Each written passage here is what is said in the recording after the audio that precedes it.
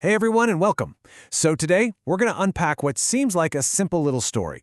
It's about a boy, his mom, and a parrot, but honestly, if you look just a little closer, it's got these huge lessons about perception, our own egos, and maybe even what it really means to be human.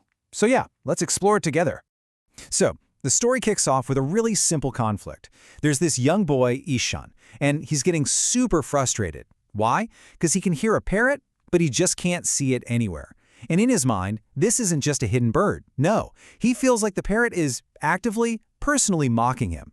This one line pretty much sets up the whole emotional core of the story. And right off the bat, his mom offers a totally different way of looking at it. See, whereas Shotten sees a mockingbird like an enemy, his mom just sees a camouflaged bird, something to be admired for how clever it is. It's the exact same situation, but they're living in two completely different realities. And this is the main idea we're going to dig into, how our perspective literally shapes everything. First, the story explores how that reality we experience is really just a product of our own minds. It becomes pretty clear, pretty fast, that this whole conflict isn't really about a parrot at all. It's about what's going on inside Ishan's head. His mother gets right to the heart of it. She doesn't argue with him about what the parrot is or isn't doing. Instead, she just points out that the feeling of being mocked isn't coming from the bird. It's coming from inside Ishan himself. His thought is a creation of his own thinking. That's a small difference in words, but it's an incredibly powerful idea. Okay, so that leads to the next logical question, right? If Ishan created this thought himself, why on earth would he create such a negative one? Well, the story gives us a very, very clear answer. And there it is, the real reason. This isn't just frustration we're talking about, it's ego. Ishan has this built-in belief that he is, by default, superior to the parrot. So when this dumb bird outsmarts him with its natural camouflage, his whole sense of superiority gets challenged. And that challenge, it bubbles up as anger and this feeling of being mocked. Now, to counter this, his mother introduces just a brilliant concept. She doesn't just say, oh, don't feel superior. No, she completely dismantles the entire idea of absolute superiority itself.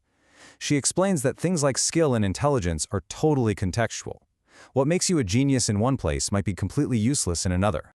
And this brings us to probably one of the most memorable parts of the entire story. A really simple analogy that makes this kind of abstract idea of contextual superiority totally crystal clear. The mother just breaks it down so beautifully. You know, in a classroom, a human might be the one who's great at math, but you put them by a river, and suddenly the beaver is the expert, the genius dam builder. And in the water itself, well, the fish is unbeatable. Every single one of them is superior, but only, and this is the key, only within their own specific environment. So here's the crucial takeaway. Ishan might be smarter than a beaver in math class, for sure. But in the beaver's world, doing what beavers do, those roles are completely reversed. This one sentence just reframes the whole idea of intelligence, doesn't it? It's not about who is smarter in some absolute way, but who is better suited for a very specific task in a very specific place. This leads Ishan to ask a really natural question, one that I think a lot of us carry around. If we aren't just absolutely supreme over every other creature, then what is our role? What's our unique thing? You can hear the confusion in his voice. Ishan is just voicing this really common human assumption. It's a belief that kind of sits underneath so much of how we interact with the world. But his mother's answer gives him this radically different, and frankly, way more profound, vision of our place in the world. And here we are, at the climax of the whole lesson. Our unique human capability isn't about domination or being smarter than everything. It's about service. It's our ability to use our incredible skills to improve the world, not just for ourselves, but for every other living thing. This, she says, is what we are truly best at. The mother then lays out the stakes very clearly. This isn't just some nice, fluffy idea. It's our purpose. Fulfilling this purpose is how we, as a species, ultimately win. But if we ignore this unique gift and just focus on our own ego, our own perceived superiority, well, then we lose. So, how do we take this beautiful lesson and actually apply it to our own lives? Well, the story doesn't end with a neat little answer. It ends with a question, one that's really meant to stick with us. I absolutely love this part. The mother doesn't just hand Ishan his life's purpose on a platter. She tells him to just live with the question.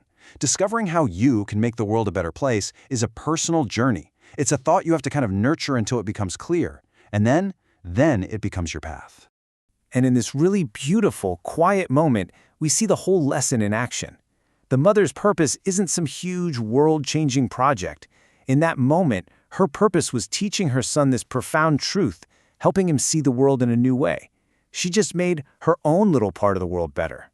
And so the story leaves us right where it left Ishan, with a question. The lesson isn't about trying to be the smartest or the absolute best.